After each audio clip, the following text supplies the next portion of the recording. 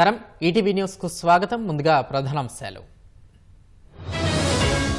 EVM tampering ఆరోపణలు అర్ధరహితం వీవీప్యాట్లతో సరిపోలినట్లు EC స్పష్టీకరణ ఫిబ్రవరి 5న Delhi assembly ఎన్నికల polling 8న ఫలితాలు ఈసీ షెడ్యూల్ విడుదల భారత్లో $3 బిలియన్ పెట్టుబడులు మైక్రోసాఫ్ట్ సీఈఓ సత్య నాదెల్లా ప్రకటన 2024-25 ఏడాది జీడీపీలో భారీ తగ్గుదల 4 ఏళ్ల కనిష్టానికి చేరుతుందన్న కేంద్రం ఎవరెస్ట్ సమీపంలో భారీ భూకంపం టిబెట్లో 126 మంది దుర్మరణం ట్రంప్ని ఇబ్బంది పెట్టేలా బైడెన్ చర్యలు ఆయిల్ గ్యాస్ నిక్షేపాల వెలికితీతకు అడ్డుకట్ట